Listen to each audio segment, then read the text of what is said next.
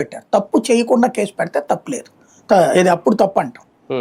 తప్పు చేశారు కదా, వీళ్ళు వ్యాఖ్య చేశాక దాన్ని పొరపాటైందని క్షమించమనే పాయింట్తో ఆగిపోతుంది అక్కడ.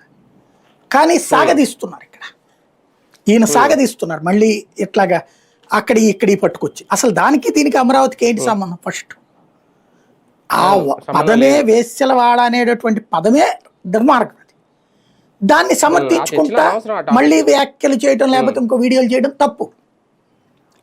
నేను ఒకటి చెప్పబోయాను ఏదో ఆ డేటా గురించి, ఆ సందర్భంలో అమరావతి పాయింట్ అడిగేటప్పుడు గబక్కని ఇది వచ్చేసిందన్నో ఏదో చెప్పినా అక్కడ తప్పే. వాస్తవంగా కవర్ చేసుకోవడానికి ఏదైనా మాట్లాడుకున్నా ఒక అర్థం ఉంది.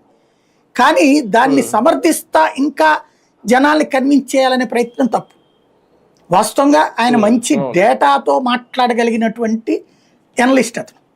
కానీ ఇక్కడ తప్పు చేసి ఆ తప్పుని పదే పదే సమర్థించుకుంటూ మరికొంత తప్పు చేస్తారు. ఇది నెంబర్ 1.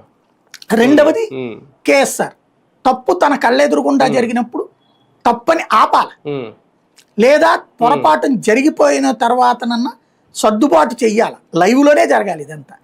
ఆయన 70 ఏళ్ల వయసు, దాదాపు 50 సంవత్సరాల జర్నలిజం ఫీల్డ్ అనుభవం ఆయన. వాస్తవంగా చాలా బ్యాలెన్స్డ్ డిబేటర్ ఆయన. ఈవెన్ సాక్షిలో వచ్చాక తప్పలేదు పార్టీని భుజాన్ని వేసుకోక. బట్ చాలా బ్యాలెన్స్డ్ జర్నలిస్ట్గా ఎందుకు ఆయన అంత